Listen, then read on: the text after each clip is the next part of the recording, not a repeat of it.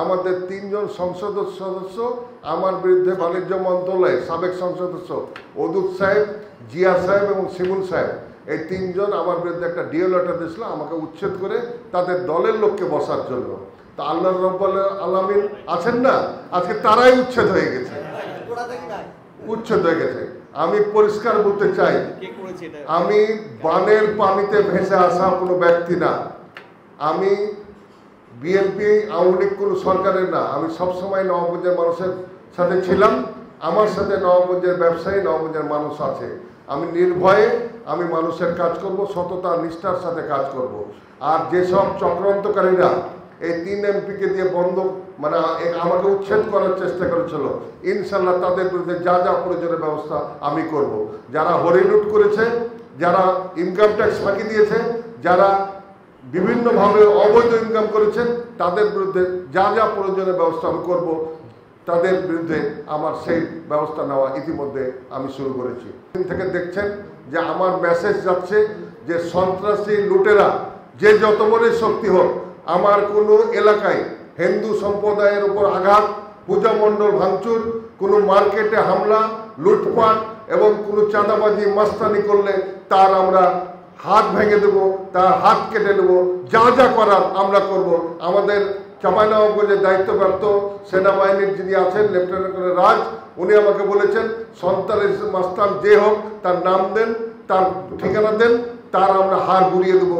চাঁপাইনবাবগঞ্জে আমি দায়িত্ব থাকা পর্যন্ত কোনো খারাপ কাজ আমি হতে দেবো না। চাঁপাইনবাবগঞ্জের ব্যবসায়ী এবং চাঁপাইনবাবগঞ্জ জেলার 18 লক্ষ মানুষের নিরাপত্তার জন্য আমি আছি। আমার শক্তি দিয়ে এই চাঁপাইনবাবগঞ্জ মানুষকে ভালো রাখবো। উনি এটুকু কথা বলেছেন এবং আপনাদের সাথে আজকে আসতে চেয়েছিলেন, কিন্তু রাষ্ট্রীয় কিছু ব্যাপারের জন্য আসতে পারেননি।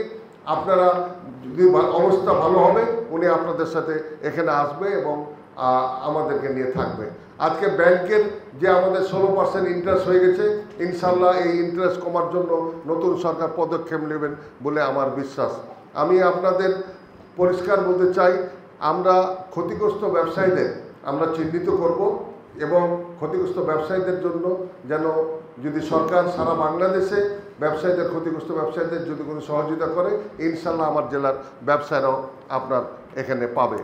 আমি আপনাদেরকে বলতে চাই যে এখন রেল বন্ধ আছে, রেলটা চালু করার জন্য আগামীকালকে আমি রেল ভবনে এবং জিএম সাহেবের সাথে কথা বলবো। আমরা চাই যে আমাদের রেল ভবনটা সুন্দরভাবে পূর্বের মতো চালু হোক, তার জন্য যা যা করার আমরা করব।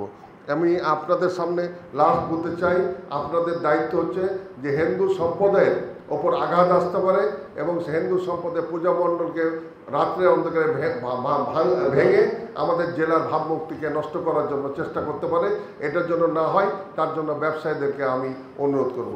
আমি আপনাদের বলতে চাই, আমি চেম্বারের প্রেসিডেন্ট ছিলাম অতীত, আমি মাঝে 5 বছর 9 মাস ছিলাম না, কিন্তু আমি এই প্রতিষ্ঠানকে রাজনীতির ঊর্ধ্বে রেখে সবসময় চালিয়েছি। আমার কাছে কোনো দল মত নাই, আমি সবাইকে নিয়ে কাজ করার চেষ্টা করেছি।